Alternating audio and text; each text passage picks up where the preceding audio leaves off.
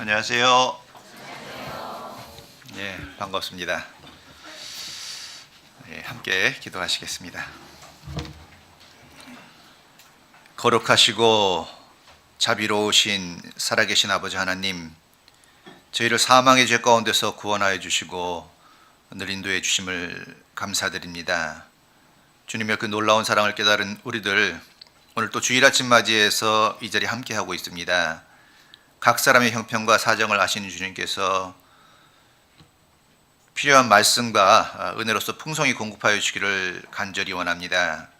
우리 각자 처해 있는 환경과 형편과 상황은 다르지만 오직 같은 믿음 가운데 주님 앞에 소망될 수 있도록 도와주시고, 주님의 은혜 가운데 거하며 주님 앞에 서는 날 부끄럽지 않은 영광스러운 모습으로 설 수 있도록 도와주시기를 원합니다. 참으로 이 마지막 때에 우리에게 복음 전할 사명 주셨는 줄 압니다. 복음 전한 일에 게으르거나 나태하지 않도록 도와주시고, 오직 전심전력하여 복음을 전하며 주님 앞에 결실해가는 우리 중량교회 되기를 원합니다. 특별히 우리 가족이나 친족 중에 또 가까운 지인 중에 구원받지 못한 분들 많이 계십니다. 그들이 속히 구원받고 함께 할 수 있도록 도와주시기를 원합니다. 우리 중량교회가 가지고 있는 모든 계획 가운데 주 성령께서 함께 해주시고 도와주시기를 원합니다. 여러 가지 개인 사정으로 이 자리에 함께 하지 못하는 분들, 어디 있든지 그들과도 함께 하시고 또 속히 말씀과 교제 가운데로 인도해 주시기를 원합니다. 오늘의 모든 시정도 오직 주 성령님께 부탁드리며 예수 그리스도 이름 받들어 기도드립니다. 아멘. 잠언 말씀입니다. 잠언 23장입니다.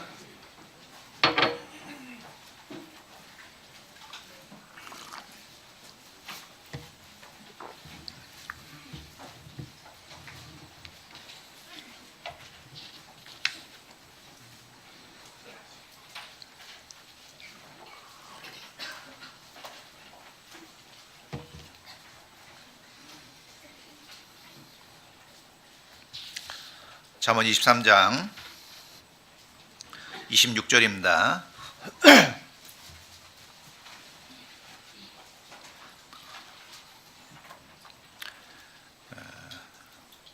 26절, 내 아들아 내 마음을 내게 주며 내 눈으로 내 길을 즐거워할지어다. 반갑습니다. 정말 가까이 위치하고 있네요. 그렇죠? 한 15분, 20분 차 타고 오니까 중량교회 올 수 있었습니다. 성경에 이런 말씀 있잖아요. 가까운 이웃이 먼 형제보다 낫다라는 말씀이 있죠. 우리 든든한 중량교회가 옆에 있어서 우리 서울 강북교회도 더불어 축복받은 느낌입니다. 왜냐하면 일찍 와서 우리 봉사자님하고 잠깐 차 한잔 나누면서 이야기를 해봤더니요, 우리 중량교회에 대한 자랑이 대단하시던데요. 어떤 자랑 하셨을 것 같아요? 여기서 그 얘기가 나와야지 진실성이 있는 건데 성도들의 자랑과 봉사장님의 자랑이 다르면 안 되잖아요. 어쨌든 그 봉사장님은 이렇게 말씀해 주셨어요. 그 얘기를 듣고 너무나 부러웠어요. 정말 배우고 싶고 닮아가고 싶었는데 중량교회는 아주 화기애애하다 라는 것과 한 가지 더 해주셨는데 뭘까요? 화기애애할 뿐더러 전도도 아주 잘한다. 두 가지 다 너무 부러웠고 배워가고 싶었고, 이런 든든한 이웃이 우리 이웃에 있다는 것이 너무나 감사했습니다. 자, 왜 그럴까? 왜 화기애애하고 전도를 잘할까? 나름 생각해봤는데 아마 이럴 것 같아요. 우리 중량 식구들의 마음이 하나님께 오로지 드려졌기 때문이 아닐까. 그렇겠죠. 마음이 오로지 드려졌기 때문에 하나님이 그 마음을 보시고 응답해 주신 결과 화기애애하고 전도의 결실이 잘 맺어진다고 생각합니다.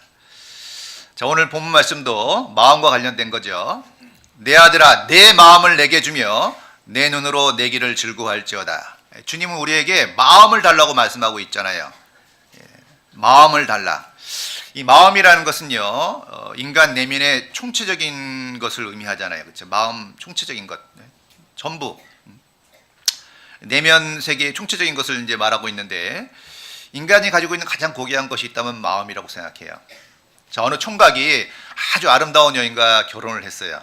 근데 첫날 밤에 그 아름다운 신부가 하는 말이, 제가 당신과 결혼을 하긴 했어요. 그래서 몸은 여기 와 있지만 사랑하는 사람은 또 있답니다. 제 마음은 그 사람에게 있어요. 몸은 여기 와 있지만 마음은 그 사람에게 있어요 라고 얘기한다면 그 신부가 아무리 아름답고 밥도 잘하고 빨래도 잘하고 청소도 잘하고 애를 잘 낳는다 할지라도 그 마음이 딴 데 가 있으면 의미가 없잖아요. 그렇죠?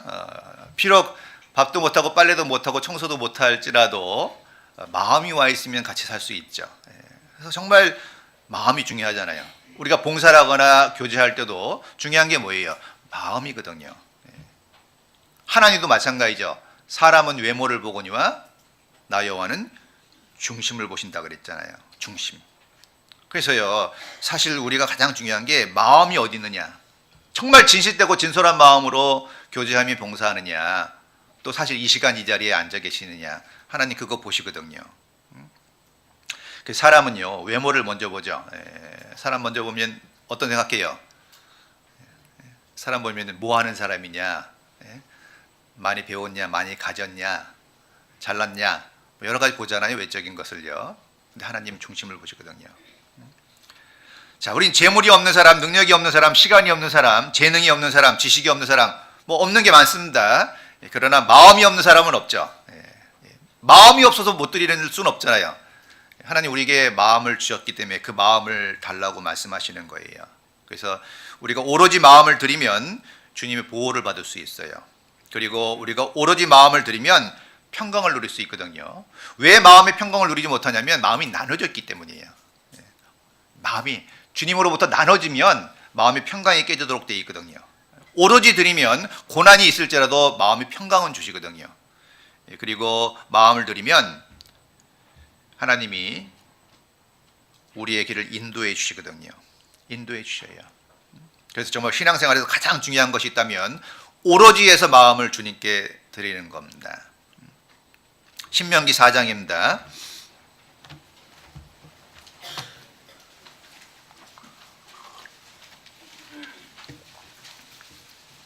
신명기 4장 29절입니다.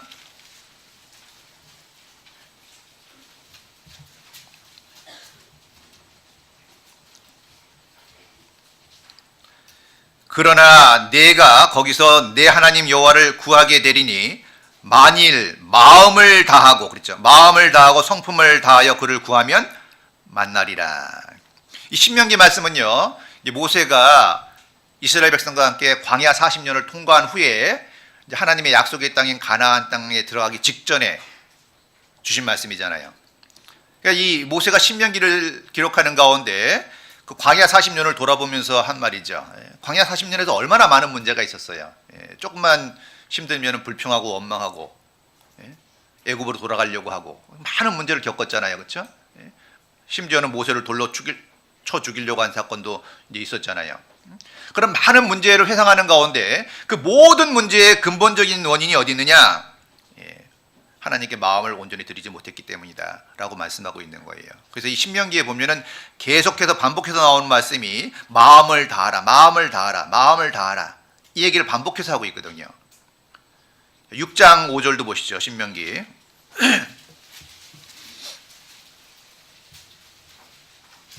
6장 5절, 너는 마음을 다하고 성품을 다하고 힘을 다하여 네 하나님 여호와를 사랑하라.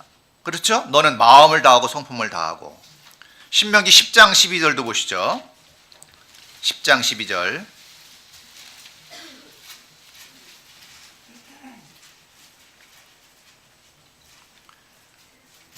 이스라엘아, 내 하나님 여호와께서 내게 요구하시는 것이 무엇이냐?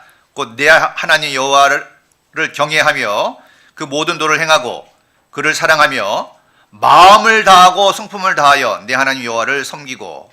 신명기 이 말씀이 계속 반복해서 나오거든요. 왜 강조하겠어요? 광야 40년을 돌아보니까 많은 문제가 있었는데 그 모든 문제의 근원적인 게 뭐냐? 하나님께 마음을 오로지 드리지 못해서 그렇다. 자, 그러면 지금도 동일하죠.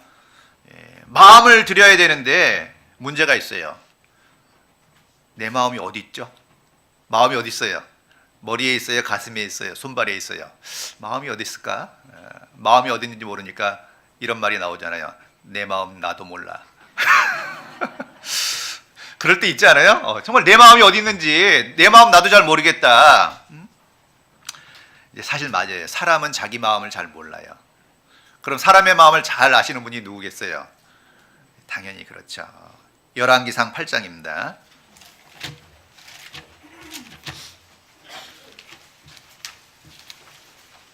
열왕기상 8장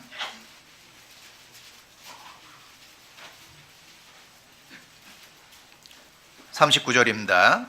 열왕기상 8장 39절.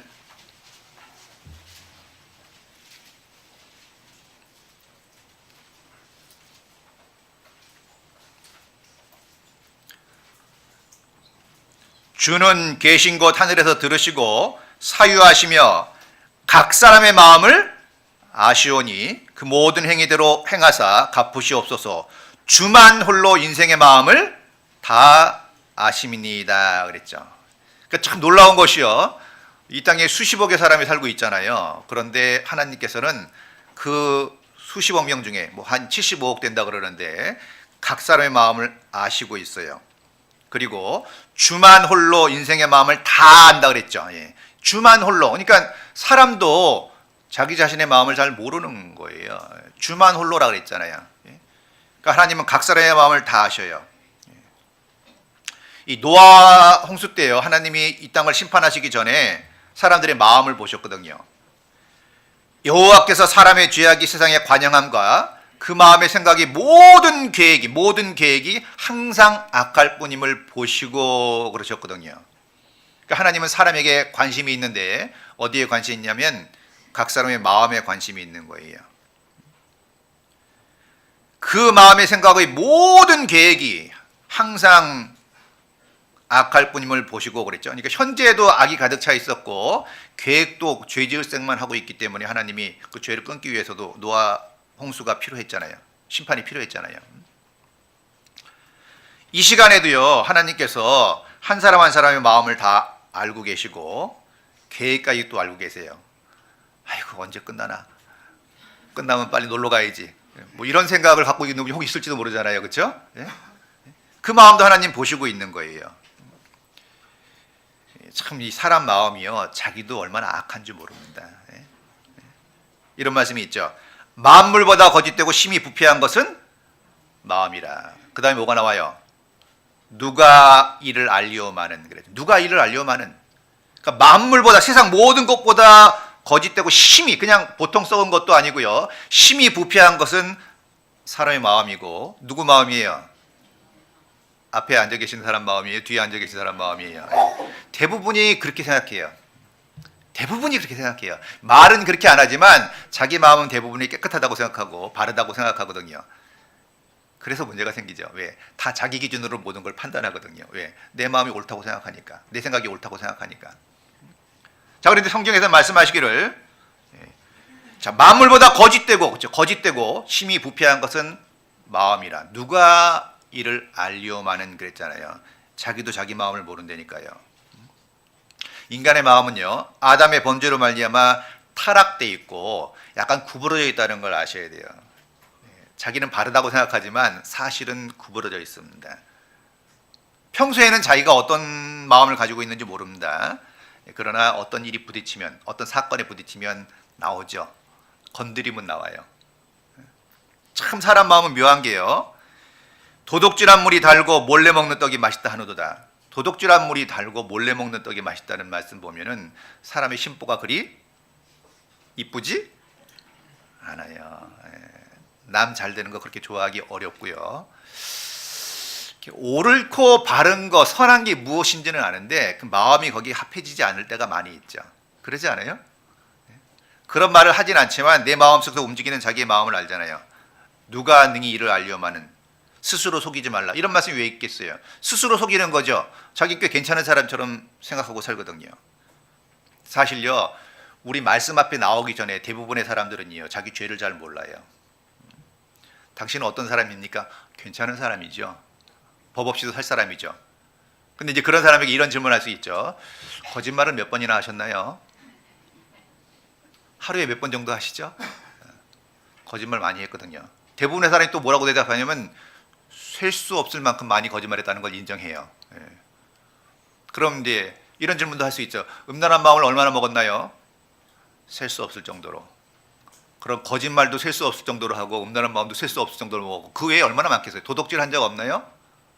부인할 수 없죠. 십계명에서 지적하고 있는 모든 죄를 다 졌다는 걸 나중에 알게 되는데 그거를 들이대기 전에는 십계명을 보기 전에는 다 자기가 꽤 괜찮은 사람이라고 생각하고 산다는 겁니다. 근데 하나님 말씀 앞에 나오면 그게 적나라하게 드러나죠. 인정하지 않을 수가 없잖아요. 하나님 말씀 살았고 자기가 어떤 것보다 예리하다 그랬죠. 다 찔러 쪼개니까 안에 숨어있던 것들이 나오고 인정할 수밖에 없는 거예요. 사람의 행위가 자기 보기에는 모두 깨끗하여도 여호와는 심령을 감찰하신다 그랬죠. 자기 보기에는 다 깨끗한 거예요. 왜? 다 자기 기준으로 보거든요. 그러니까 문제 생기면 다 환경 탓이죠. 다 환경 탓이요. 남편 탓, 자녀 탓, 시어머니 탓, 직장 상사 탓. 자기한테 문제를 돌리는 사람은 그렇게 많지 않아요. 그리고 평상시에는 자기 마음을 잘 모른다는 게요. 보통 시기나 질투 이런 거 별로 없을 거라고 생각합니다. 아유, 난 시기 같은 건 안 해. 째째하게 무슨 시기를 하겠어? 질투하겠어? 그런데 회사에 같이 입사한 직장 동료가 갑자기 승승장구하고 상사가 되는데 자기는 그 자리에 앉아 있다. 시기가 나요, 안 나요? 나죠. 안 난다면 곧 사표 낼 사람이에요. 그 회사에 애착이 있거나 관심이 있는 사람이라면 시기가 날 수밖에 없어요. 왜냐하면 애착이나 사랑 옆에는 시기와 질투가 있거든요.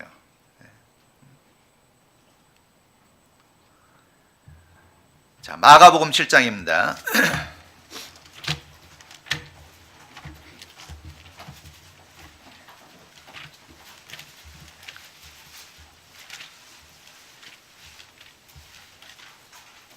마가복음 7장 20절입니다.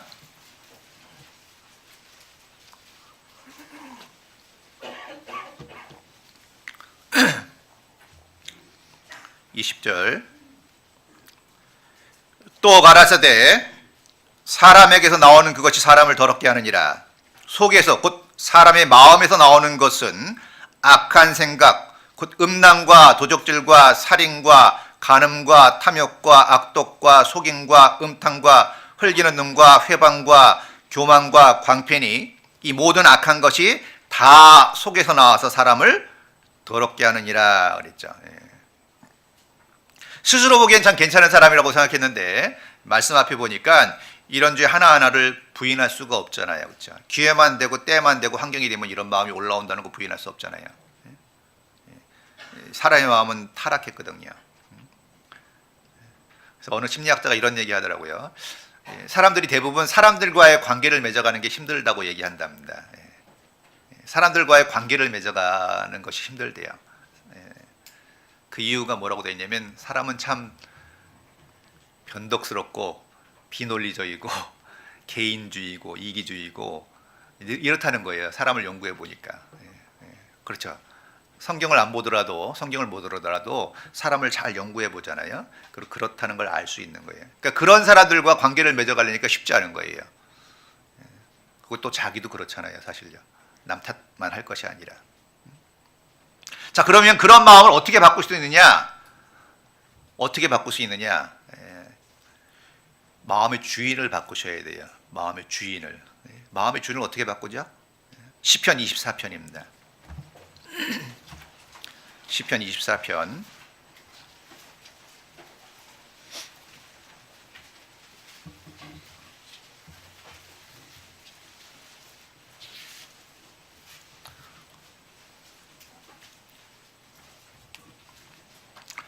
(24편) 7절입니다. 시편 24편 7절.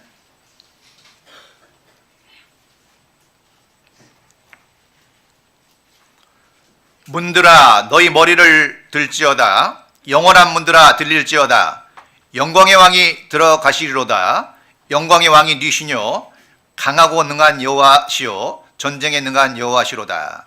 문들아 너희 머리를 들지어다. 영원한 문들아 들릴지어다. 영광의 왕이 들어가시리로다. 영광의 왕이 니시뇨. 만군의 여호와께서 곧 영광의 왕이시로다. 여기 보면은 반복되는 게 문들아 문들아 이렇게 얘기하고 말씀하고 있고 또 왕이란 말씀이 계속 나오잖아요. 영광의 왕이란 말씀. 그렇죠? 이 문은 뭘 말하겠어요? 사람 마음의 문을 얘기하고 있거든요. 마음의 문을 좀 열어라. 그리고 누가 들어가시겠다고요? 영광의 왕이신 여호와께서 들어가시길 원하는 거예요. 그렇죠? 그래서 사실 구원받았다는 건 주님을 영접한 거잖아요. 그렇죠? 어떻게 영접했어요? 왕으로 영접한 거예요. 왕으로.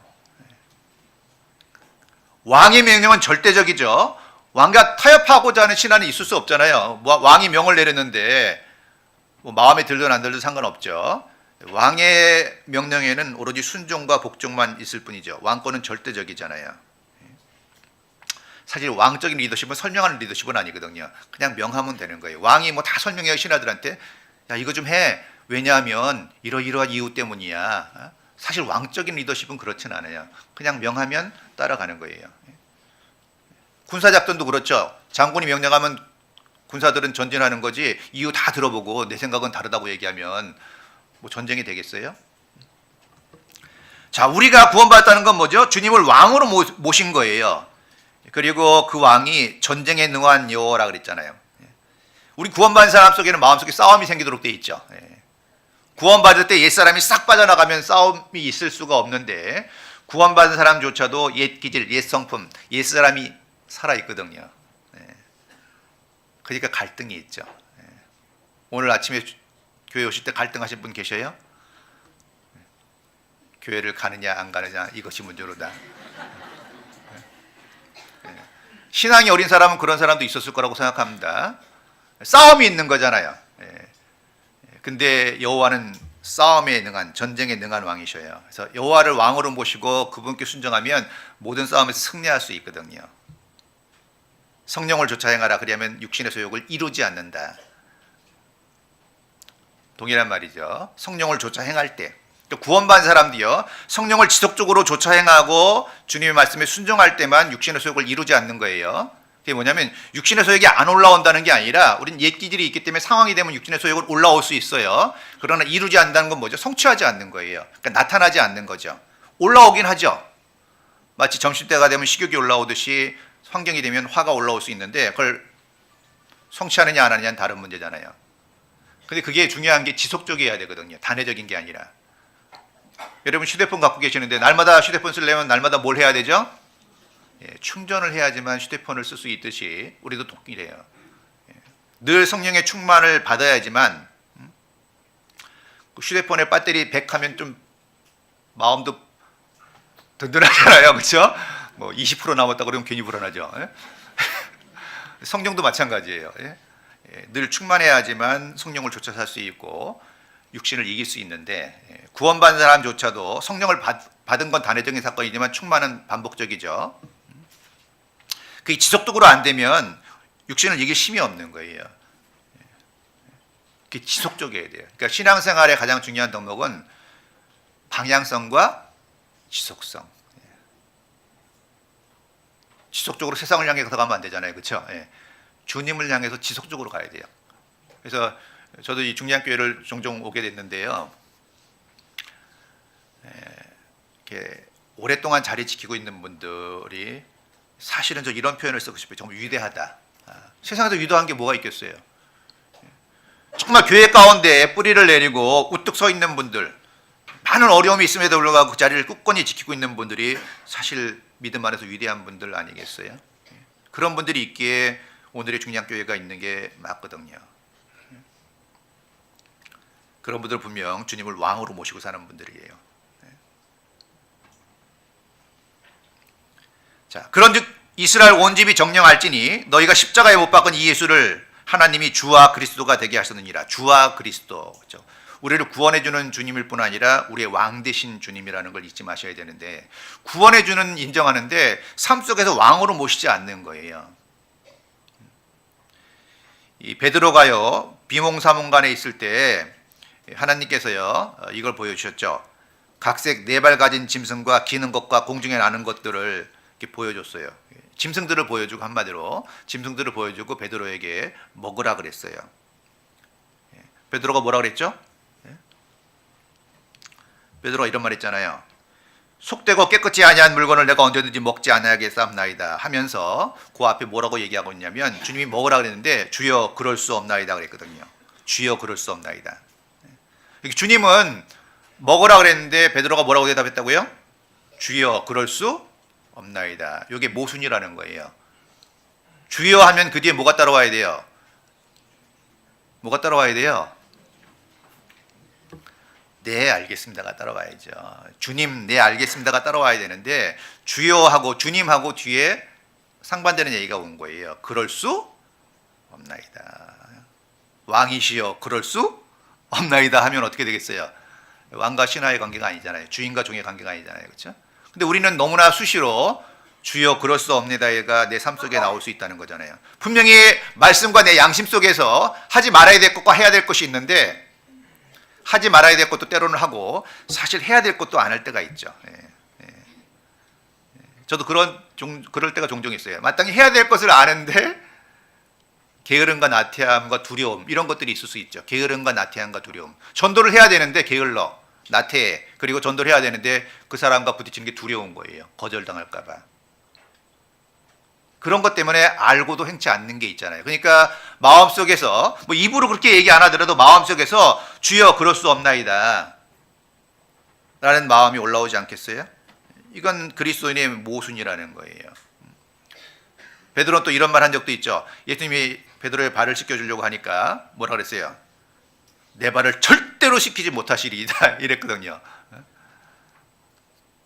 그것도 모순이잖아요, 사실요. 그렇죠? 그러니까 우리가 해야 될 몫은요, 왕 앞에 순종하는 거잖아요.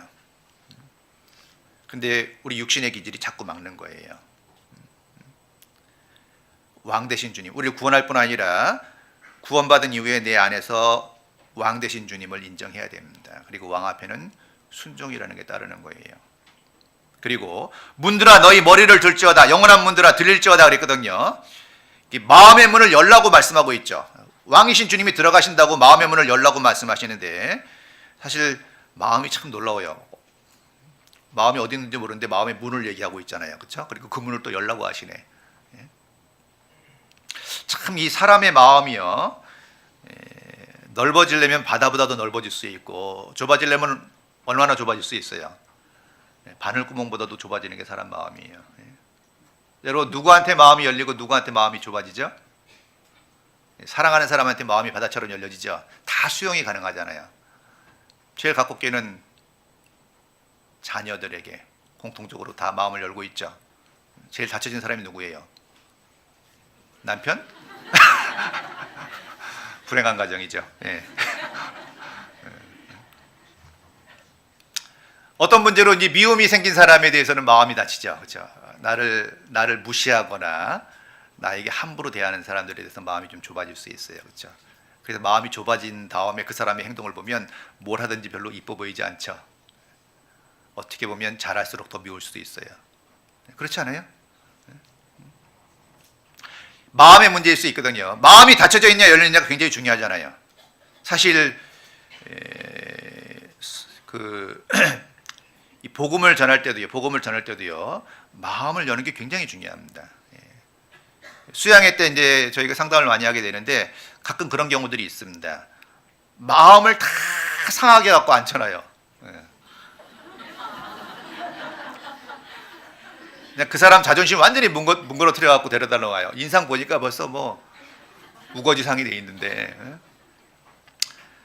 말씀이 해결해 줄 거라는 믿음은 대단하신데, 근데 성경에 어떤 말씀이 있냐면 주께서 루디아의 마음을 열어 바울의 말을 청종하게 하신지라 그랬거든요. 주께서 루디아의 마음을 열어, 마음을 여는 게 먼저예요. 루디아의 마음을 열어 그 말을, 바울의 말을 청종하게 하신지라. 그러니까 바울이 말씀이 있었잖아요. 그야말로 신약성경 14권을 기록한 그분이 말씀이 있었죠. 그런데 그 말씀을 듣기 전에 주님이 하신 게 주께서 그 마음을 열어 바울의 말을 청종하게 하신지라. 왜 마음을 열었다는 말씀을 먼저 써놨겠어요? 마음을 열지 않으면요, 어떤 말씀도 들어가지 않아요.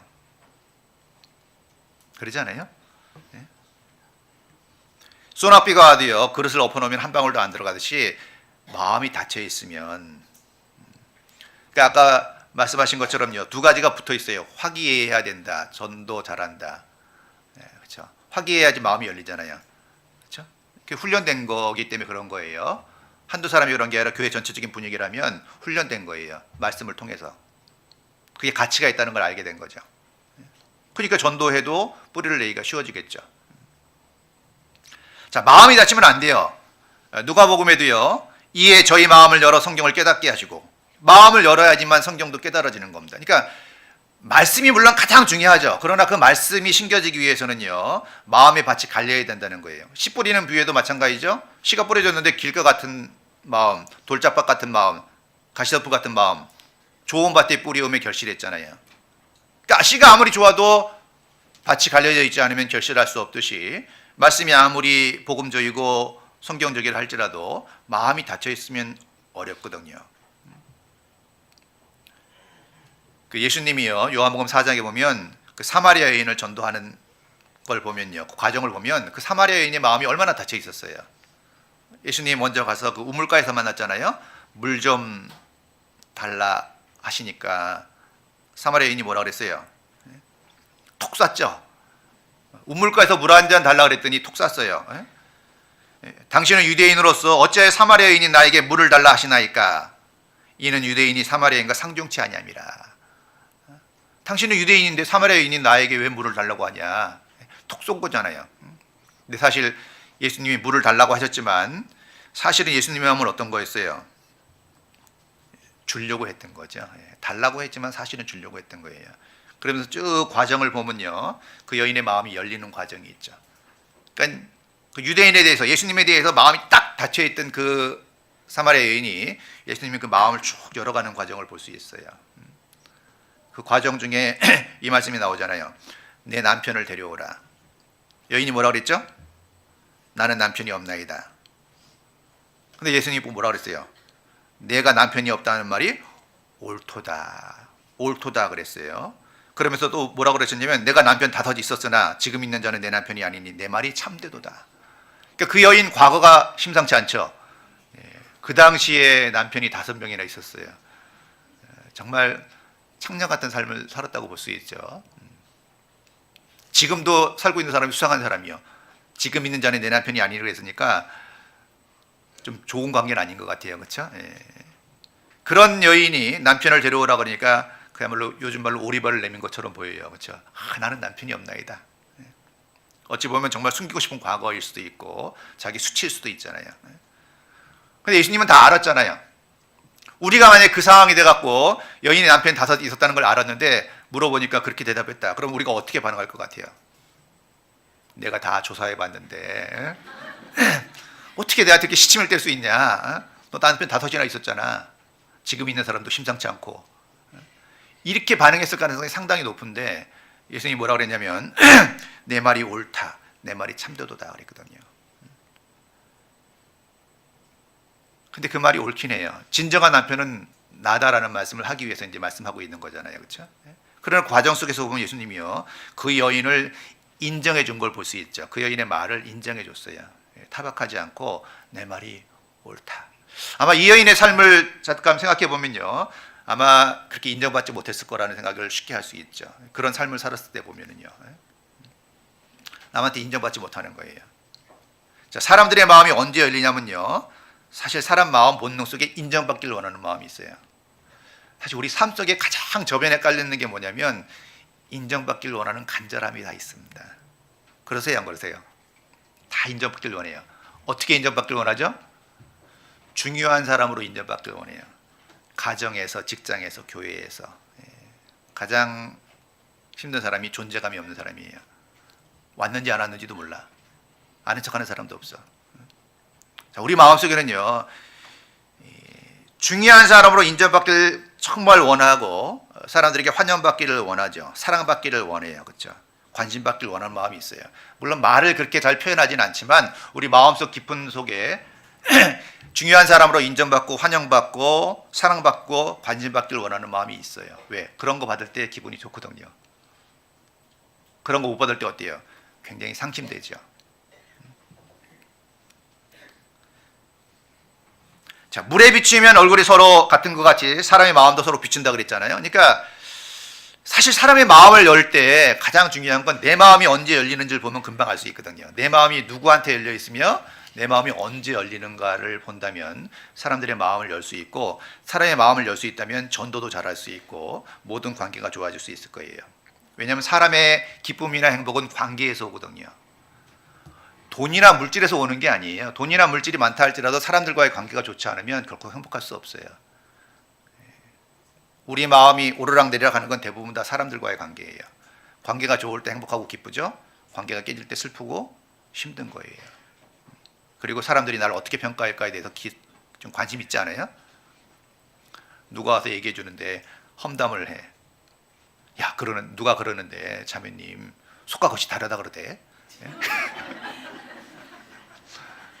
자매님 조심하라 그러던데. 자매님 끝이 안 좋은 사람이래. 그런 얘기 들으면 마음이 어떻겠어요? 사실 유무를 떠나서 그런 말만 듣어도 마음이 무너질 거예요. 그렇죠? 그리고 세상 사람들이 다 나를 그렇게 볼 것 같은 느낌도 갖게 되고, 사실 두렵기도 하고. 왜? 관계가 끊어질까 봐. 다 나를 그렇게 보면 어떡하지?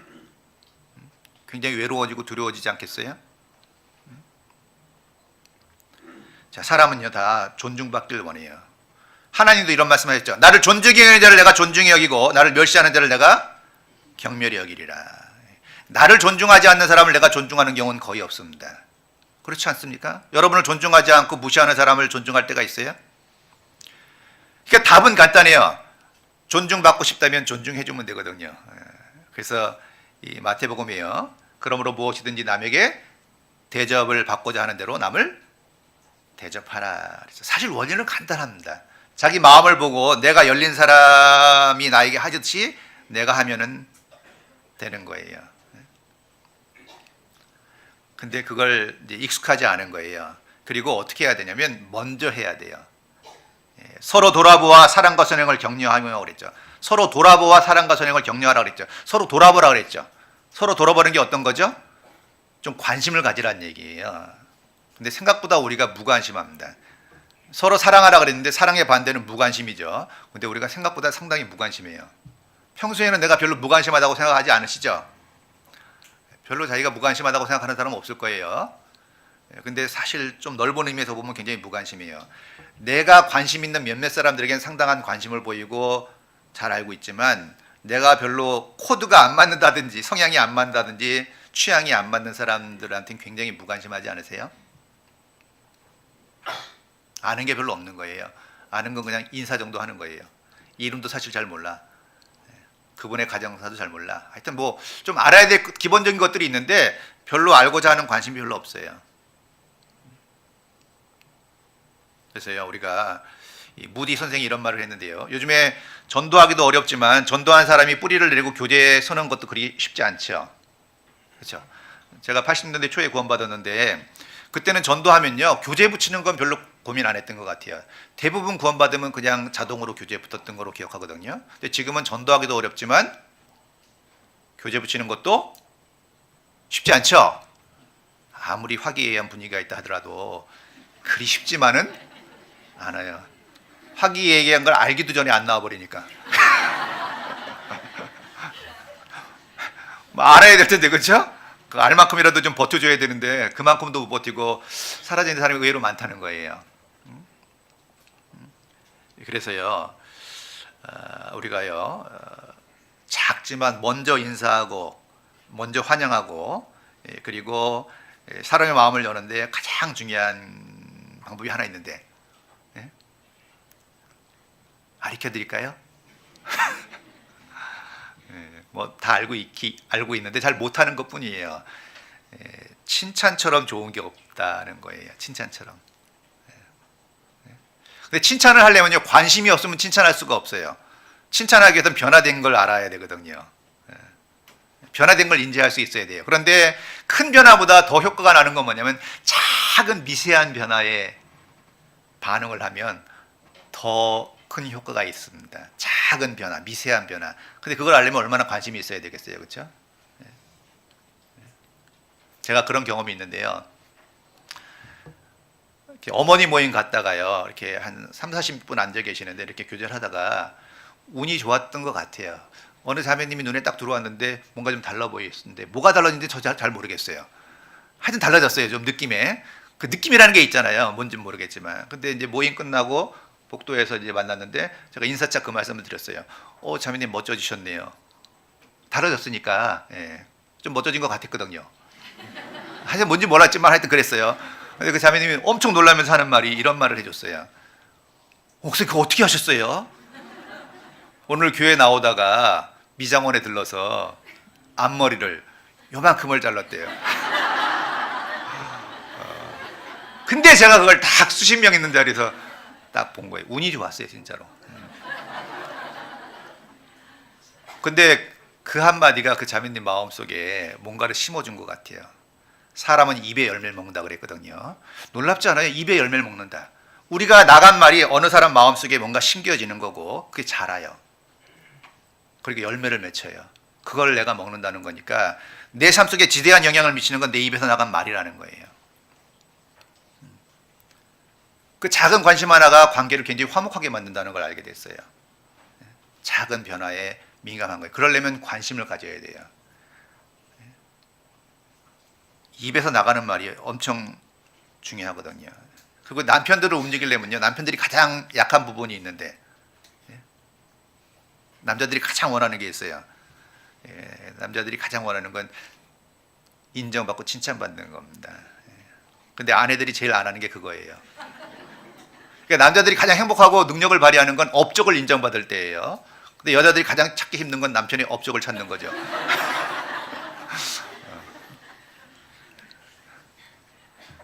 근데 관심을 가지면 보여요. 그리고 아까 말씀드린 대로요. 작은 일에도 그야말로 벽에 못 하나만 잘 박아도 칭찬할 수 있어야 돼요. 벽에 못을 박았다면 어떻게 칭찬하죠? 잘 박혔네. 비아냥거리듯이 하지 말고요. 정확한 위치에 강도 세게, 그렇죠? 섣불리 박지 않고, 그리고 각도도 옷 걸기 좋게. 하여튼 몇 가지 생각하면 그것도 의미가 있어요. 근데 작은 칭찬이지만 그게 관계에 영향을 주거든요. 저 사람이 날 인정하고 있고 존중하고 있다는 걸 알게 되는 거예요. 그 칭찬 말 그 자체도 좋지만 그 의미가 있잖아요. 나를 인정해 주는구나. 나와 관계를 갖고 싶어 하는구나. 좋은 관계를 갖고 싶어 하는구나. 이런 메시지가 들어있는 거예요, 칭찬은요. 그래서 가끔 조금 과한 칭찬을 받더라도 마음이 상하진 않아요. 여러분, 과한 칭찬 받았다고 마음이 상해요? 음식 해드렸더니 와 너무 맛있다. 조금 과해요. 그렇다고 마음이 상하진 않아요. 그렇죠? 사람 마음 비슷해요. 먹는 얘기가 나와서 그런데 이런 일이 한 번 있었어요. 이제 말씀 끝나면 식사하러 가시잖아요. 줄을 딱 서 있는데 그날 어느 자매님이 그 밥솥에 스위치를 안 눌렀어요. 꺼내 보니까 생살이 나왔어요. 그럼 이제 기다려야 되잖아요. 그때 사람들 입에서 나가는 말이 다양하거든요. 그때 나가는 게 그 사람의 인격과 연결돼 있어요. 예상치 못한 불행한 상황. 그때 어떤 말 하죠, 보통? 누구야? 범인을 잡아라. 누구야? 몇 조야? 그 조장이 누구야? 상당히 공격적이죠. 그런가 하면 또 이런 사람도 있잖아요. 예언가적인 말을 하는 사람도 있어요. 내 이럴 줄? 알았으면 미리 알려줬으면 참 좋았을 텐데, 그렇죠? 근데 그때 이런 말 하기가 쉽지 않아요. 괜찮아요. 그 사고를 친 누군가가 있을 거 아니에요, 그렇죠? 책임자가 있는데 그 사람 마음속엔 그 사건이 빨리 지나가기를 원할 거 아니에요, 그렇죠? 그걸 굳이 얘기해줄 필요 없거든요. 가장 잘하는 사람은 그 사람인데 우린 그걸 자꾸 각인시켜주고 싶어해요. 이때가 기회야, 알려줘야지. 그거 알려줄 필요 없어요. 그냥 모르는 척하는 게 최고의 지혜예요. 이런 말 할 수 있다면 더 좋겠죠. 괜찮아뿐만 아니라 시장기보다 더 좋은 반찬은 없어요. 이것도 경우에 맞는 말이잖아요. 그렇죠? 사실 맞거든요. 잠깐만 돼도 교제하면 되거든요. 근데 그 앞에 그런 말 하면 그 사람 마음이 못이 바뀌는 거예요. 그때 괜찮아 말을 한번 해주잖아요. 그러면 그 사고 친 사람은요, 그 사람이 커 보여요. 진짜로 커 보여요. 그런 사람 한번 돼보세요. 근데 우리 본능은 구부러져 있기 때문에 여간 단속하지 않으면 제일 먼저 나가는 게 누구야, 몇 조야, 내가 뭘 했어, 이럴 줄 알았어. 이런 얘기가 본능적으로 먼저 나가는 거예요. 그래서 그 마음을 열 때요. 그 마음이 말이 굉장히 중요합니다. 자, 에베소서 3장입니다.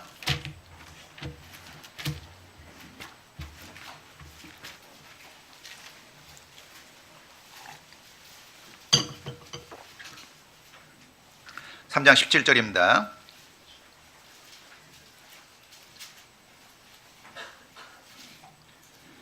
함께 읽죠. 믿음으로 말미암아 그리스도께서 너희 마음에 계시게 하옵시고 너희가 사랑 가운데서 뿌리가 박히고 터가 굳어져서. 예. 자, 믿음으로 말미암아 그리스도께서 너희 마음에 계시게 하옵시고. 자, 주님을 어떻게 영접하느냐? 자, 방법이 나와 있죠. 믿음으로 말미암아 그리스도께서 너희 마음에 계시게 하옵시고 그랬죠. 그러니까 우리가 주 예수를 믿으라 그리하면 너와 내 집이 구원을 얻으리라 그랬잖아요. 믿을 때 주님이 내 안에 들어오시잖아요. 그렇죠? 예. 그러니까 우리 마음을 여는 건요, 다른 게 아니라 믿음으로 마음을 여는 거예요. 믿을 때.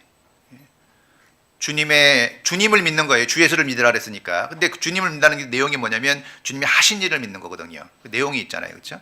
그 말씀을 통해서 주님이 하신 일을 믿을 때 주님께서 내 마음에 들어와 계시는 거예요. 그리고 그분을 주인으로 삼을 때 우리 삶이 거룩해지거든요. 너희 마음에 그리스도를 주로 삼아 거룩하게 하고. 그러니까 주님을 주로 삼기 전에는 거룩한 삶을 살 수가 없어요. 그러니까 세상 사람들이 아무리 깨끗하게 살려고 하더라도 하나님 앞에 거룩할 수는 없는 거예요. 반드시 그리스도를 주로 삼아 거룩하게 하고 이렇게 돼 있거든요. 그리고 주님이 내 안에 들어오시면요, 능력이 생기잖아요. 자, 믿음으로 말미암아 그랬는데 뭘 믿죠? 복음을 믿는 거잖아요. 복음. 주님이 복음이잖아요. 그렇죠? 근데 로마서에 이런 말씀이 있죠. 내가 복음을 부끄러워하지 아니하노니 이 복음은 모든 믿는 자에게 구원을 주시는 하나님의 능력이 됨이라. 이 복음은 모든 믿는 자에게 구원을 주시는 하나님의 능력이 됨이라 그랬거든요. 그러니까 하나님의 능력이 복음 안에 들어있고 그 복음에는 하나님의 능력이 나타나는 거예요. 그래서 그리스도인은 죄의 정죄함에서 벗어났고 복음이 그리하였잖아요. 복음 믿을 때 죄의 정죄함에서 벗어났죠. 그리고 복음을 믿을 때 그로 끝나는 게 아니라 현재도 죄의 힘에서 벗어날 수 있는 힘을 주시는 거예요. 실제적으로. 그리고 이제 우리 삶이 변하게 되는 거잖아요. 그게 하나님의 능력이거든요. 그러니까 능력이라는 건 힘이잖아요. 나를 변화시키는 능력이 있는 거예요. 하나님의 나라는 말에 있지 아니하고 오직 능력에 있습니다. 말만 하는 게 아니라, 간증만 하는 게 아니라 변화된 삶이 능력이잖아요. 그러니까 반드시 우리의 믿음은 변화된 삶으로 입증될 수 있어야 되는 거거든요. 그거 많이 배우셨죠? 구원의 3단계. 첫 번째가 영혼 구원, 두 번째가 생활 구원, 세 번째가 몸의 구원. 그렇죠?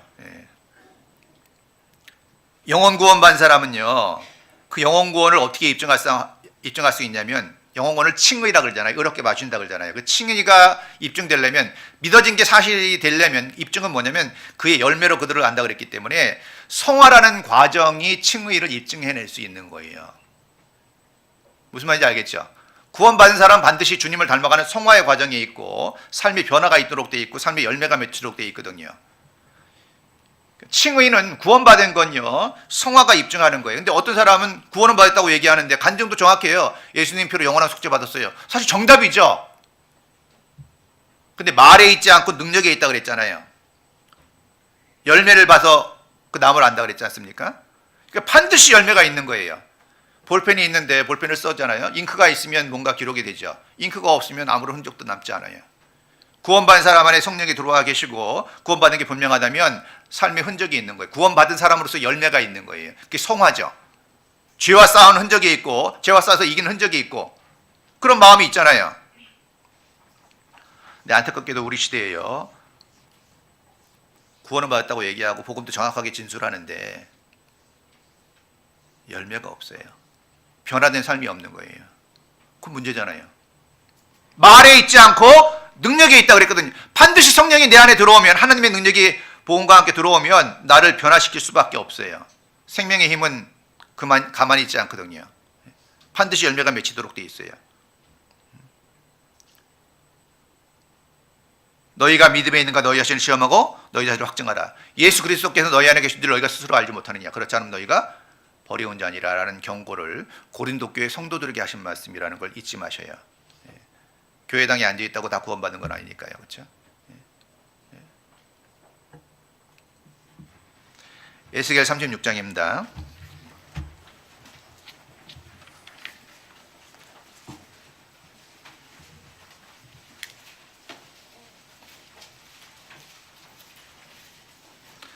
(26절입니다) 36장 26절 에스겔 36장 26절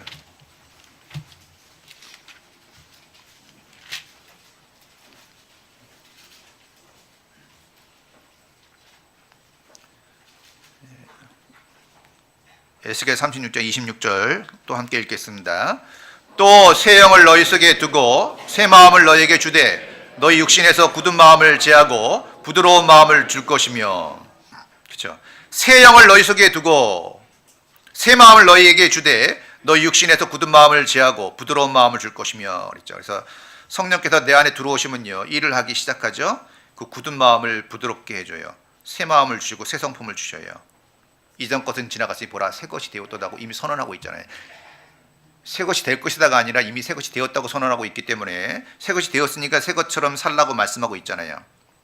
그래서요 구원받은 사람에게는 그런 마음이 있잖아요.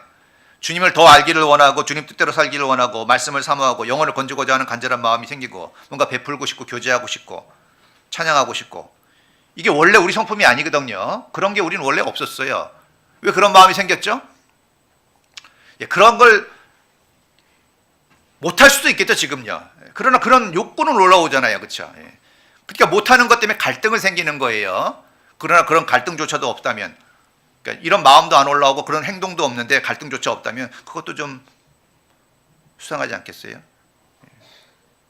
그래서 구원받은 사람이 제대로 못 살면 대부분 세 가지 현상이 나타나죠. 구원에 의심이 오거나 갈등이 생기거나 징계가 있거나. 그건 반드시 올 수 있어요. 시간이 지나면서.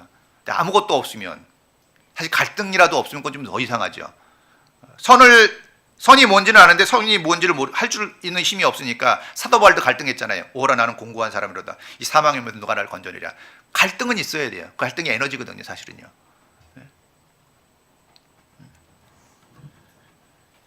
그래서 구원받은 사람은요 또 부드러워지는 거예요. 부드러운 쪽으로 가야 되는 거예요. 구원받고 더 강팍해지는 사람은 정말 이상한 사람이잖아요. 방향성이 있잖아요. 그렇죠? 그래서 이 마음이 부드럽기 때문에 상처를 쉽게 받아요. 상처를 쉽게 받아요. 그래서 여간 조심하지 않으면 안 돼요. 구원받았으니까 다 이해할 거야. 이렇게 얘기할 수도 있어요. 어떤 사람은 그래요. 구원받았으니까 됐어. 구원받았으면 다 이해해. 그 정도 이해 못하겠어? 괜찮아. 이렇게 쉽게 얘기할 수 있을지 모르지만 실상은 우리가 마음이 더 부드러워졌기 때문에요. 상처를 더 쉽게 받아요. 나 자신이 나에게도 상처 줄 때 있죠. 오늘 막 얘기하다 보니까 거짓말도 좀 하고 왔어. 집에 와서 후회 안 돼요? 자기가 한 행동에 대해서 사실 마음이 많이 찔리죠. 조금만 상처를 줘도 마음이 아플 수밖에 없어요. 사람들에게 상처를 주면서도 자기가 상처 줬는지도 모른다는 건 굉장히 둔한 마음이거나 아주 심각한 문제가 있는 분이죠. 가끔 그런 분들 있잖아요. 내가 아니면 누가 고치랴. 막대기 역할을 막 자처해가지고 막 함부로 하고 다니는 것도 위험한 겁니다. 정말 말 조심하셔야 돼요. 특히 교회는요 다 자원봉사잖아요. 그렇죠? 어떤 봉사들이 자원봉사기 때문에요 타박할 만한 건 사실 없어요. 다 감사로 받을 수밖에 없는 거예요. 근데 우리 좀 자기 취향이 안 맞고 자기만 만다고 함부로 판단할 수 있거든요. 오늘 밥맛이 왜 이래? 조심하세요. 전에 수양회장에서 상담하러 온 자매님이 계셨는데 큰 교회에 있다 작은 교회로 왔어요. 큰 교회 별거 아니거든요 사실요. 교회가 큰 거지 자기가 큰 것도 아니잖아요.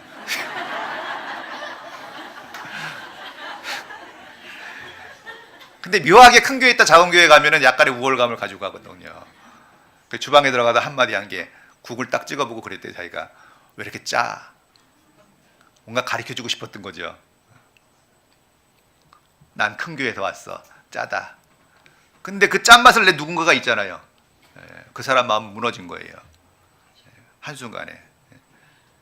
그 자매님은 짜다 하고 아무 생각 없이 집에 갔는데 밤 12시에 전화가 왔대요.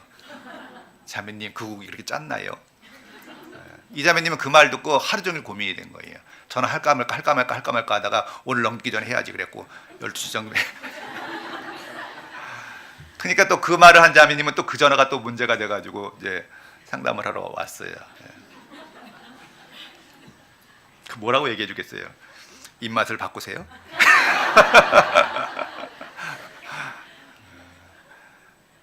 그 말이 틀린 말은 아닐 수 있어요. 정말 짰겠죠. 그러나 덕이 되는 말은 아닌 거예요. 사람에게 힘을 주는 말은 아닌 거예요. 사람을 세우는 말은 아닌 거예요. 틀린 말이 아니에요. 짰을 거예요. 그분의 입맛에. 그러나 아무에게도 덕을 줄 수는 없었고, 그렇다고 갖다 또 물을 물 거예요? 어떡할 거예요? 별로 돌이킬 방법도 없는 거예요. 그렇죠? 별로 덕이 안 돼요. 근데 그렇게 얘기하는 게 쉽게 나가거든요. 그래서 이게 혹은 칼로 찌른 같이 함부로 말하거니와 그랬잖아요. 그런 상처가 오래 가거든요. 생각보다. 근데 지혜로운 자의 혀는 양약 같다 그랬어요. 그러니까 똑같은 상황을 보고 어떤 면을 보느냐가 전혀 달라요. 이런 말이 있더라고요. 물을 아무리 얇게 썰어도 양면은 있다. 그렇죠? 아무리 물을 얇게 썰어도 양면은 있죠. 모든 일에 양면이 있어요. 한쪽 면은 부정적인 면이 있을지 모르지만 어떤 측면은 굉장히 긍정적인 면이 있어요. 지체는 다양하죠. 저도 교회에서 그런 걸 많이 보는데요. 정말 나랑 안 맞는 사람이 있어요. 제가 어떻게 모든 사람하고 맞겠어요? 근데 그렇게 안 맞아도 내가 못하는 일을 그 사람이 하는 걸 너무나 많이 봤어요. 내가 절대 할 수 없는 일들을 그 사람이 하더라고요. 그래서 지체는 다양하다. 그러나 몸은 하나구나. 뭐예요? 서로 인정하라는 얘기죠. 딱 쓰임 받을 때가 있더라고요. 자, 주님은 내 아들아 내 마음을 내게 주며 내 눈으로 내 길을 즐거워할지어다 그랬죠. 마음을 달라고 하시거든요. 어떤 마음이겠어요? 자원하는 마음. 자원하는 마음이 아름답지 않습니까? 왜 마음을 달라고 하시죠? 이미 주셨기 때문에 달라고 하시는 거예요. 아무것도 안 주고 달라는 분이 아니죠. 뭘 주셨어요? 우리가 아직 죄인 되었을 때 그리스도께서 우리를 위하여 죽으심으로 하나님께서 우리에 대한 자기의 사랑을 확증하셨다 그랬죠. 그러니까 하나님은 사랑이신데 사랑이 아무리 많아도요 표현하지 않으면 의미가 없어요. 그렇잖아요. 하나님은 사랑이시지만 표현하지 않으면, 십자가로 표현하지 않으면 우리가 어떻게 하나님의 사랑을 깨닫고 구원받을 수 있겠어요? 그걸 어떻게 표현하셨죠? 하나밖에 없는 독생자를 주심으로 말미암아 우리는 전혀 구원받을 자격이 없는 죄인이었을 때, 죄인이란 말은 좋은 말이 결코 아닙니다. 아주 끔찍한 말이에요. 그런 전혀 자격이 없는 우리를 구원하기 위해서 자기 하나밖에 없는 아들을 주셨어요. 주셨기 때문에 우리에게 달라고 하시는데 뭘 달라고 하셔요? 마음을 달라. 마음을 달라. 마음이 없는 사람은 없잖아요. 요한복음 10장입니다.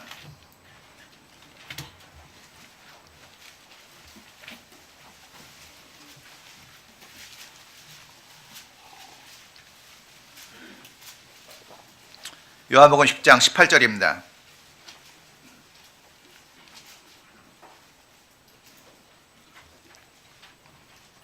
장 18절.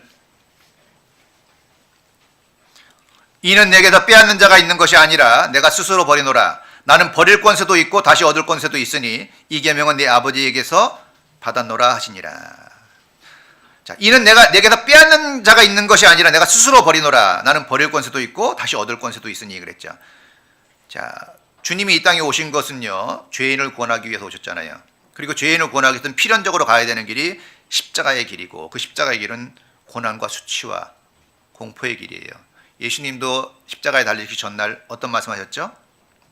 내 마음이 심히 고민하여 죽게 되었으니 너희는 여기 머물라 그랬거든요. 내 마음이 심히 고민하여 죽게 되었다. 예수님도 우리가 똑같은 육신을 가졌기 때문에 그 십자가의 고통을 알고 오셨잖아요. 십자가 앞에서 고민하셨거든요. 그리고 그때 하나님과 갈등이 생겼어요.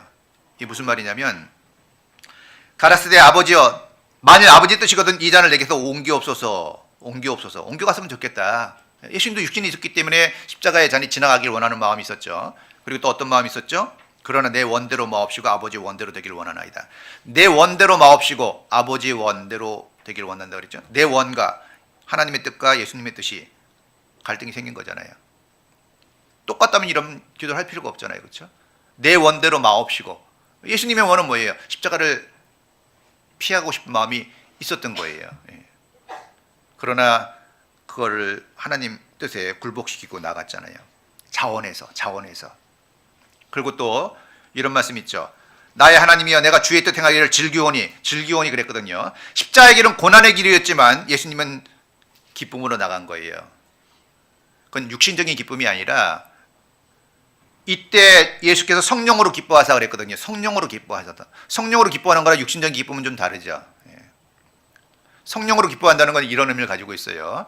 비록 그 십자가의 길이 고난의 길이지만 하나님의 뜻이니까 기뻐할 수 있어요. 그렇죠? 하나님의 뜻이니까.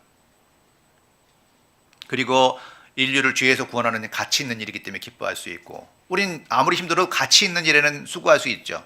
그 수양회장에서 땀 흘리며 수고하는 이유가 뭐죠? 영혼을 건지는 가치 있는 일이기 때문에 수고하는 거잖아요. 가치 있는 일은 수고할 수 있어요. 사실 우리가 수고하면서 힘든 게 뭐냐면 이게 정말 가치 있는 일이야? 마음이 흔들릴 때가 이제 힘든 거예요.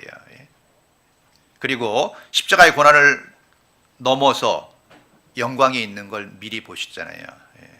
그런 것 때문에 예수님은요 기쁨으로 십자가를 지을 수 있었던 겁니다. 우리도 동일하죠. 우리도 어떤 교회 봉사나 수고들이 있습니다. 그게 육신적으로는 안 맞을 수 있어요. 육신적으로는 힘들고 피해가고 싶은 마음이 있을 때도 있어요. 그러나 자원해서 할 수 있는 이유가 뭐죠? 하나님의 뜻이니까. 하나님의 뜻이니까. 그 일이 가치 있는 일이니까. 왜? 교회의 모든 일은 영혼을 건지는 일과 연결되어 있습니다. 교회의 모든 일은, 모든 행사는 영혼을 건지는 일과 연결되어 있기 때문에 하는 거예요. 연결 안 돼 있으면 할 필요 없겠죠. 그리고 그 고난 후에 하나님의 영광이 있기 때문에 그런 거예요. 그걸 예수님은 자원해서 가셨잖아요. 자원해서. 그리고 정말 마음이 있는 사람은요. 마음이 있는 사람은 그 마음이 표현되도록 돼 있지 않습니까? 마음으로만 끝나는 게 아니라 아브라함도 창세기 15장에 믿음을 인정받았지만 22장에 가서 또 어떤 말씀이 나와요? 내 아들 내 독자라도 내게 아끼지 아니하였으니 내가 이제야 내 하나님을 경외하는 줄 알았노라 이런 말씀하잖아요. 그렇죠? 그러니까 아브라함의 그 믿음이 자기 생명보다 더 귀한 백세되어서 난 독자 이삭을 바칠 때 입증된 거거든요. 행위로 나타날 때 하나님이 인정해 줬어요. 이제야 내가 하나님을 경외하는 줄 아노라. 뭐 마음 몰랐어요? 마음 다졌지만요. 행동으로 나오기를 원했던 거예요. 우리도 살아가면서요. 말로만이 아니라 간증 시간에 간증으로만 아니라 우리 삶 속에서 내 마음의 믿음을 입증할 수 있어야 돼요. 여러분 어떻게 입증하고 계세요? 입증하고 계세요? 그래야지만 정말 교제할 때 와, 저 사람은 정말 구원받은 사람이 분명해. 가끔 그런 사람 있잖아요. 저 사람은 구원받은 사람 같기도 하고 아닌 것 같기도 하고 어느 땐 구원받은 사람 같은데 어느 땐 또 아닌 것 같기도 하고 왔다 갔다 하고 회색지대에 있는 사람들 있잖아요. 이쪽도 아니고 저쪽도 아니요. 어떻게 신앙생활하고 계세요? 회색지대에 계세요?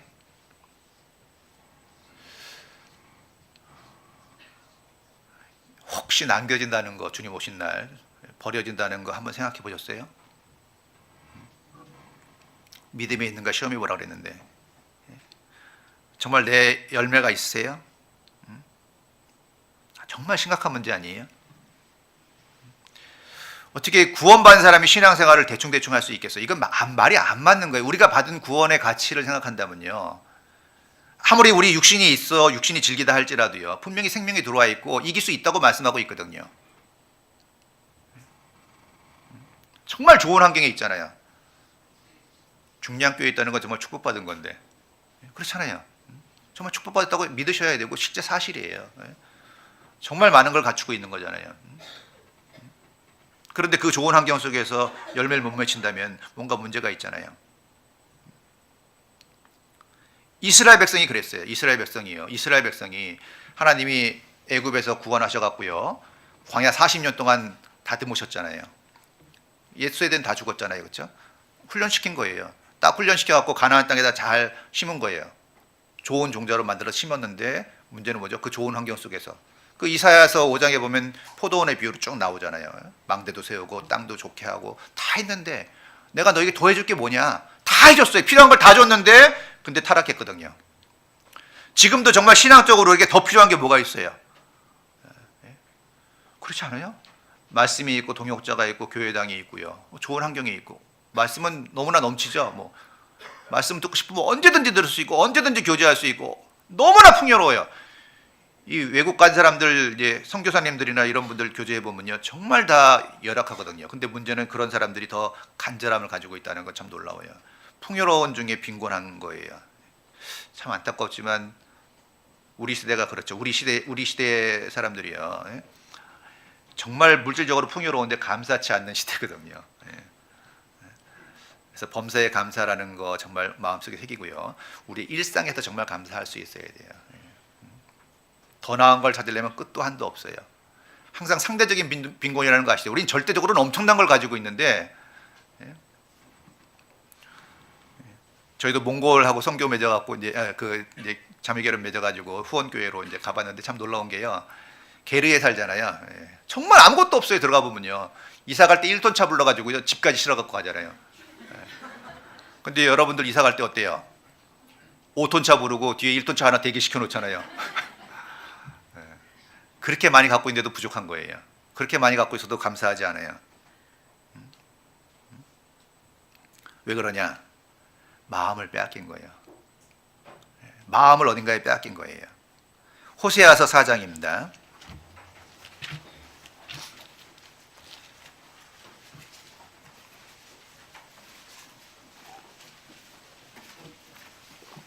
호세아서 4장 11절입니다.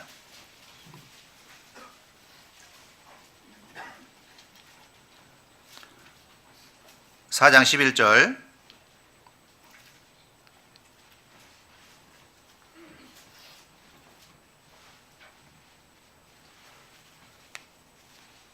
예, 11절 음행과 묵은 포도주와 새 포도주가 마음을 빼앗았느니라. 자, 음행과 묵은 포도주와 새 포도주가 마음을 빼앗았느니라. 이 음행은요 우상 숭배를 말씀하고 있거든요. 이스라엘 백성 마음속에 우상이 들어온 거예요. 묵은 포도주와 새 포도주가 마음을 빼앗느니라 그랬죠. 이 포도주는 육신적인 기쁨을 말하잖아요. 그러니까 이스라엘 백성이요 우상 숭배하는 죄에 빠졌고 이 사단이 주는 새로운 기쁨들 새 포도주라고 그랬으니까요. 뭔가 새로운 것들. 왜냐하면 사단은 자꾸 뭔가 새로운 걸 만들어내잖아요. 새로운 유행을 만들어내고 새로운 문화를 만들어내고 뭔가 조금 색다른 걸 자꾸 만들어가지고 사람들의 마음을 빼앗죠. 유행 쫓아가는 사람들 보세요. 정신없어 유행 쫓아가느냐고. 왜? 조금만 늦으면 안 되거든요. 최첨단을 걸어야 되니까. 새로운 정보가 얼마나 많은지 몰라요. 그렇죠? 휴대폰 하나 사면 쓸만한데요. 새 휴대폰 나오면 또 마음이 흔들리잖아요. 꼭 사야 될 것 같고. 우리 시대에 마음을 빼앗는 게 너무나 많은 거예요. 그렇죠? 게임, 유행, 문화, 영화, 음악, 스포츠, 스마트폰. 스마트폰에 정말 마음 많이 빼앗겨 있잖아요. 예. 요즘 애들 보면요 정말 놀라워. 하루 종일 이러고 있더라고. 하루 종일. 근데 우리도 어느 땐가 습관적으로요 좀 무료하면 꺼내. 뭔가 묵상하고 생각해야 될 시간들에 사실 스마트폰에 많이 빼앗기는 것도 사실인 것 같아요. 마음이 빼앗기니까 하나님께 오로지 할 수 없는 거예요. 오로지 할 수 없는 거예요. 그러니까 마음이 항상 나눠져 있는 거예요. 마음을 빼앗긴 거죠. 호세아 10장입니다.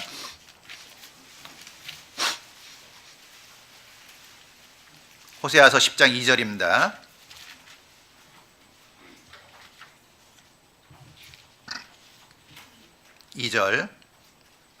저희가 두 마음을 품었으니 이제 죄를 받을 것이라. 하나님이 그 제단을 쳐서 깨치시며 그 주상을 헐으시리라. 저희가 두 마음을 품었으니 이제 죄를 받을 것이라. 하나님이 그 제단을 쳐서 깨치시며 그 주상을 헐으시리라 그랬죠. 이스라엘 백성이 하나님께 오로지 하지 않고 두 마음을 품었어요. 근데 그 뒤에 뭐라고 그랬죠? 저희가 두 마음을 품었으니 이제 죄를 받을 것이라. 하나님 심판하시겠다는 말씀이에요. 정말 구원받은 사람이 마음을 세상에 빼앗기거나 물질적인 거에 빼앗기거나 잘못된 데 마음을 빼앗기고 있잖아요. 그리고 돌이키지 않고 지속적으로 있으면 반드시 징계가 있도록 돼 있어요. 저도 징계를 받아봐서 알아요.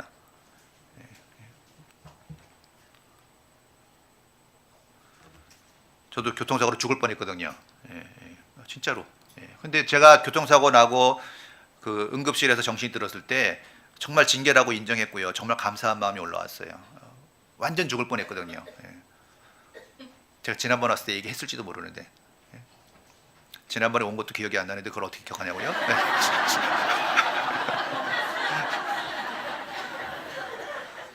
저도 기억 안 나긴 마찬가지예요. 예. 이런 사고를 한번 당했어요. 예, 차를 타고 가다가 승용차를 탔는데요. 그 당시에는 안전벨트를 안 맸거든요. 예, 고속도로에서 한 빗길에 한 10여 미터 추락을 해가지고 세 바퀴 이렇게 돌다가 튕겨져 나왔거든요. 근데 안전벨트 안 매면요 어떻게 죽는지 아시죠? 핸들에 가슴이 쳐서 갈비뼈가 부러져가지고 폐를 찔러서 죽어요. 첫째로 그렇게 대부분 그렇게 사망해요. 안전벨트 안 매면. 근데 저는 안전벨트 안 매서 살았잖아요. 핸들을 워낙 꽉 잡아가지고 제가 핸들이 부러졌어요. 그 충격을 핸들이 다 먹은 거예요. 그 부러진 핸들을 가지고 문이 떨어져 나와가지고 바깥으로 튕겨 나왔어요. 바깥으로 튕겨져 나오면 어떻게 죽냐면 머리가 먼저 떨어져가지고 뇌진탕으로 죽어요. 그렇게도 안 죽는 사람은 또 어떻게 죽냐면 자기 차에 깔려 죽는답니다. 세 가지나 죽을 이유가 분명한데 멀쩡하잖아요. 그렇죠? 멀쩡해 보여요? 근데 제가 어떻게 살았겠어요? 참 놀라웠게도 제가 떨어진 그곳이요. 쓰레기 더미 위에 떨어졌어요. 더럽긴 했지만 쿠션은 좋았거든요. 징계가 분명하거든요. 세상과 교회 양발을 딛고 있었어요. 몸은 교회에 와 있었는데 마음은 세상에 가 있었거든요. 지금도 그런 분 있을지 몰라. 오후 스케줄에 가득 차 있어. 누구 만나서 뭐 할까 생각하고 있는 거예요. 교회에 있을 생각 별로 안 하는 거예요. 끝나자마자 불이 나게 가버려. 불자동차처럼. 세상을 향해서 마음 빼앗겨 있는 거예요. 근데 그거 그러다가요 결국 크게 징계 맞고요. 한 1년 정도 고생했어요. 이제 그것 때문에 소송도 걸리고요. 하여튼 말하려면 길어요. 한 1년 걸려요. 예. 근데 어쨌든 간에 분명한 건 징계가 있다는 거예요. 죄를 받을 것이라. 가장 소중한 걸 이룰 수도 있어요. 지금도요 많이 못 벗어나는 거는 징계에 대한 두려움 때문이에요. 이사야서 1장 잠깐 보시죠. 예.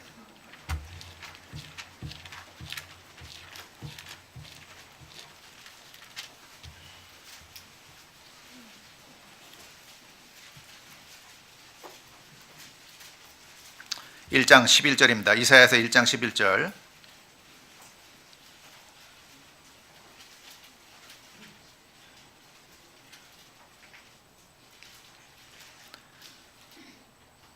(11절) 여호와께서 말씀하시되 너희 무수한 재물이 내게 무엇이뇨 무엇이 유익하뇨 나는 수양의 번제와 살진 짐승의 기름에 배불렀고 나는 수송아지나 어린 양이나 수염소의 피를 기뻐하지 아니하노라.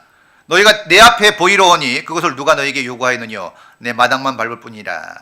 헛된 재물을 다시 가져오지 말라. 분향은 나의 가증이 여기는 바요 월삭과 안식일과 대회로 모이는 것도 그러하니 성회와 아울러 악을 행하는 것을 내가 견디지 못하겠노라. 그들은요 그 지키던 그 제사나 절기는요 제대로 지켰거든요. 외적으로는 다 했어요. 때 되면 제사 지내고 다 했어요. 성전에 와서. 근데 문제는 뭐죠? 하나님 볼 때는 마당만 받는다. 진정한 교제가 없다는 얘기죠. 마음이 없다는 얘기예요. 몸만 왔다 갔다 하는 거예요. 그래서 성전에 들어와서는 거룩한 척 하는데 밖에 나가서는 이제 자기 멋대로 사는 거죠. 하나님 다 보시잖아요. 교회에 와 있는 모습만 봐요? 밖에 나가는 것도 다 보시죠. 성회와 아울러 악을 행하는 것을 내가 견디지 못하겠다. 그 위선적인 것, 그걸 가증하게 보시는 거예요. 정말 그렇다면요 너희는 옷을 찢지 말고 마음을 찢고 너희 하나님 여호와께로 돌아올지어다. 정말 그런 상황이라면 말씀을 들을 때 양심의 가책이 오거나 어떤 그런 게 있으면 정말 옷만 찢을 게 아니라 그 유대인들의 특별한 일이 있거나 큰 슬픔이 있으면 옷을 찢잖아요. 그 옷만 찢지 말고 마음을 찢고 너희 하나님 여호와께로 돌아올지어다. 결단을 해야죠. 언제나 그렇게 사실 거예요. 이 백성이 입술로는 나를 존경하되 마음은 내게서 멀도다. 말은 너무나 잘해요. 난 판단도 잘하고 하여튼 잘해요. 문제는 뭐죠? 마음은 내게서 멀도다. 마음을 빼앗겼잖아요. 무릇 지킬 만한 것보다 더욱 내 마음을 지킬지어다. 생명의 근원이 이에서 남이라 그랬죠. 무릇 지킬 만한 것 많이 있죠. 재산도 지키고 가족도 지키고 직장도 지키고 뭐 지켜야 될 게 많이 있지만 그 모든 것보다 마음을 지키라. 마음을 빼앗길 수 있으니까요. 마음을 지켜야 돼요. 왜냐하면 마음을 빼앗기면 죄가 쉽게 들어옵니다. 이 삼손이요, 힘이 엄청 셌잖아요. 드릴라에게 마음을 빼앗긴다며요. 머리가 밀리고 어떻게 뵙겠죠?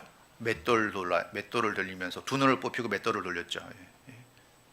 놀랍지 않아요? 그는 나시린이었어요. 나시린은 구원받은 사람의 모습이잖아요, 그렇죠? 드릴라에게 마음을 빼앗겼어요, 그렇죠? 우리도 마찬가지예요. 우리의 각자 마음속에 드릴라가 있잖아요. 마음을 빼앗긴 다음부터는 어떻게 되죠? 마음을 빼앗기면요, 이게 제대로 보지 못한 영적인 속용이 되는 거예요. 돈을 뽑힌 거나 마찬가지죠. 그리고 사는 모습이 뭐예요? 맷돌을 넣었잖아요. 먹고 사는 문제 때문이에요. 맨 똑같이 하는 거예요. 그 자리에서 뱅뱅 돌죠. 맷돌 돌리는 건요. 그러니까 맨 먹고 사는 문제에 걸려가지고요, 신앙생활은 진일보를 못하는 거예요. 맨날 바쁘대. 바쁜 거 맞아요. 근데 결국은 맷돌 돌리는 일일 수 있거든요. 그 진짜 봐야 될 걸 못 보는 거예요. 왜? 마음을 빼앗겼습니다. 마음을 빼앗긴 거예요. 마음을 빼앗긴 거예요. 고린도후서 6장입니다.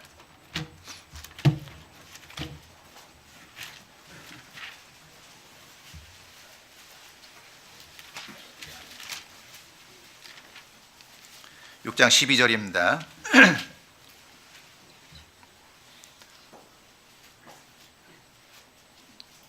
6장 12절 너희가 우리 안에서 좁아진 것이 아니라 오직 너희 심정에서 좁아진 것이니라.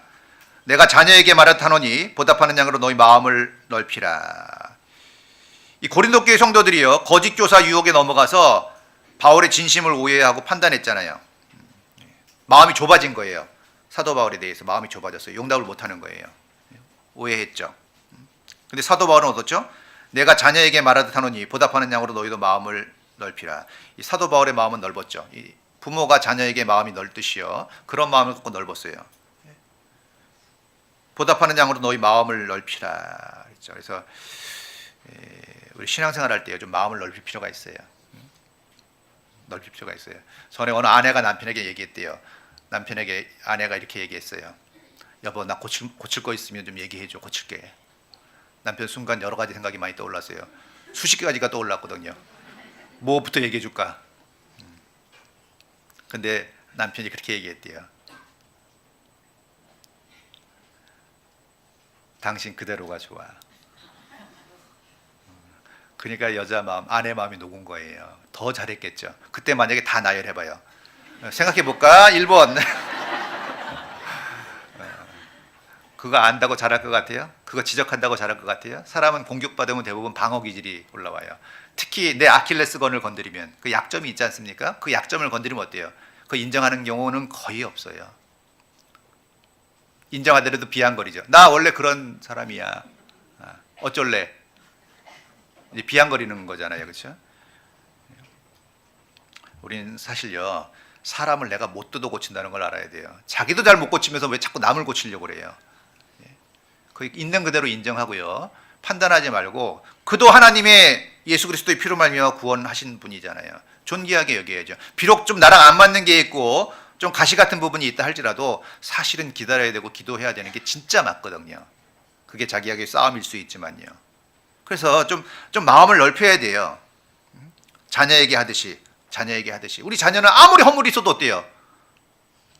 내치는 적이 있어요? 어떤 허물이 있어도 덮어주려고 하죠.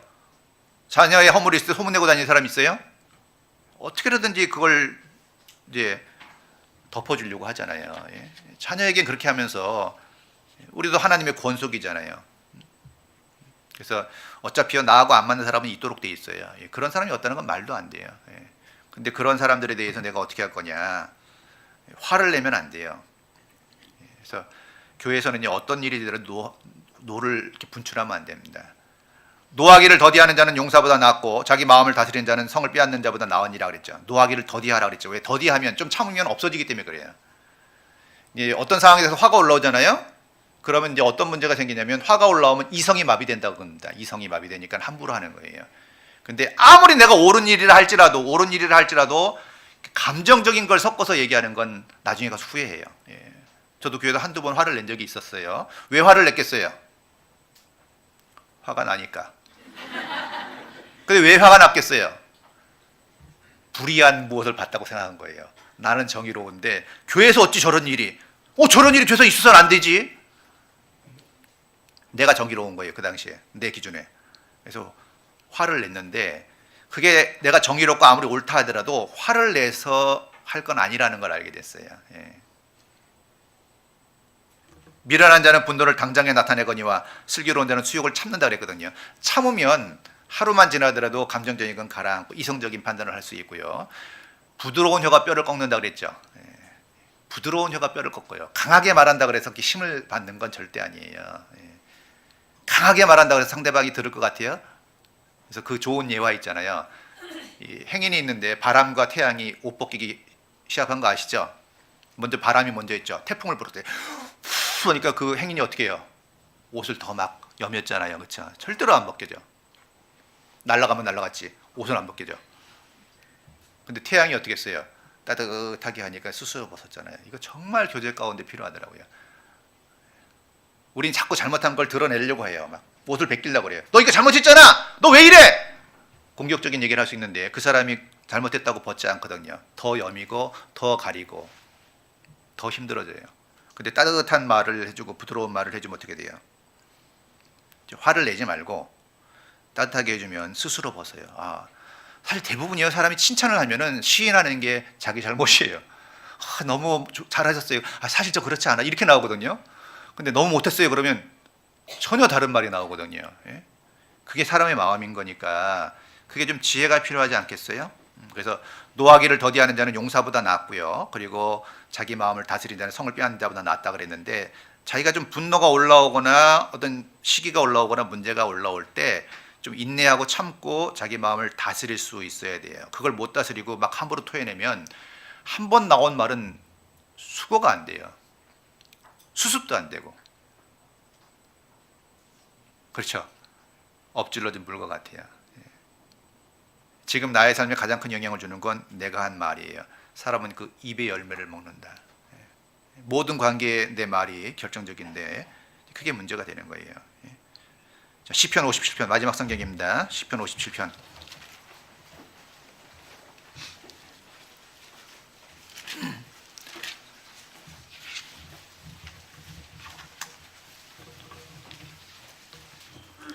(57편) 7절입니다.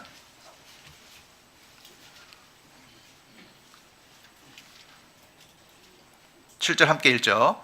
하나님이여 내 마음이 확정되었고 내 마음이 확정되었사오니 내가 노래하고 내가 찬송하리이다. 하나님이여 내 마음이 확정되었고 내 마음이 확정되었사오니 내가 노래하고 내가 찬송하리이다. 그랬죠. 이 마음을 정하는 것 반복하고 있죠. 마음이 정해지니까 어때요? 찬양이 나오는 거예요. 마음이 정해지니까. 마음이 오로지 되지 않으면요 세상 것이 자꾸 들어가면 마음이 나눠지면 평강이 깨지는 겁니다. 자, 짧은 시간 말씀드렸는데요. 드린 말씀 중에 좀 한 가지라도 마음에 좀 이렇게 정할 수 있다면요. 더 화기애애해지고 더 전도를 잘할 거라고 생각합니다. 그렇죠? 그리고 두 가지 칭찬을 저한테 화기애애한 거하고 전도 잘한다고 칭찬해 줬는데 제가 한 가지 더 칭찬할 게 있네요. 정말 말씀 듣는 자세가 좋으신 것 같아요. 말씀 듣는 자세가 좋은 교회가 비전이 있거든요. 중량교회는 그런 교회네요. 그렇죠? 좋은 이웃을 둬서 감사합니다. 기도하겠습니다. 사랑과 은혜가 풍성하신 아버지 하나님, 우리를 죄악 가운데도 구원하시고 하나님의 자녀 삼아주심을 감사드립니다. 참으로 주님께서 중량교회 식구들을 사랑하시고 또 많은 계획이 있는 줄 압니다. 그 계획 가운데 모두가 동참하고 모두가 한 마음으로 주님께 오로지 함으로 말미암아 주님의 역사를 이뤄나갈 수 있기를 간절히 원합니다. 우리가 처해 있는 환경과 형편은 다르지만 오로지 주님께 소망 둘 수 있도록 도와주시고 같은 마음과 같은 뜻으로 주님 앞에 설 수 있기를 원합니다. 남은 시간도 주 성령님께 부탁드리며 예수 그리스도 이름 받들어 기도드립니다. 아멘. 찬송가 302장입니다. 찬송가 302장.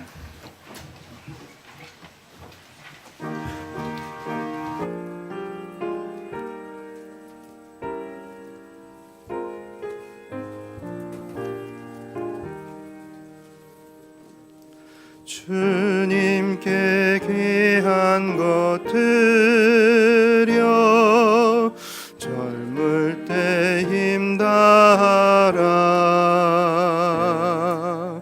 진리의 싸움을 할 때 열심을 내어라. 모범을 보이신 예수 굽히지 않으셨다.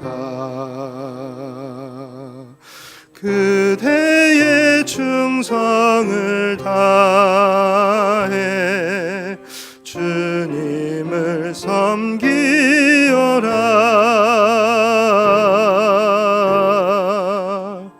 주님께 귀한 것 드려 젊을 때 힘다하라. 구원의 갑주를 입고 끝까지 싸워라. 주님께 내 귀한 것과 내 맘과 내 생각도 주위에 온몸을 바쳐 힘다해 섬기면 독생자 보내신 성부 은혜로 갚아주리. 그대의 정성을 다해 주님을 섬기어라.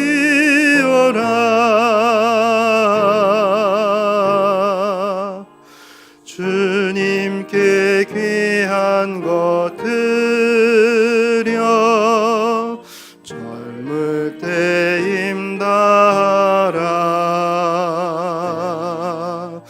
구원의 갑주를 입고 끝까지 싸워라.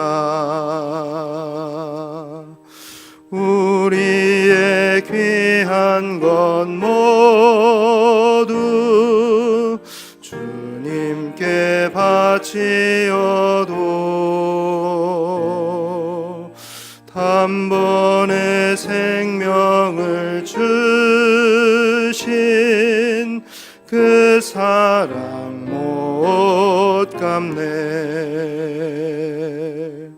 하늘의 영광을 버려 우리를 구했으니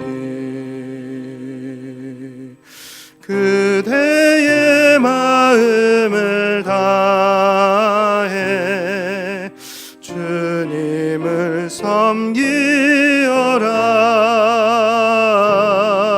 섬기어라. 주님께 귀한 것 드려 젊을 때 힘다하라. 구원의 갑주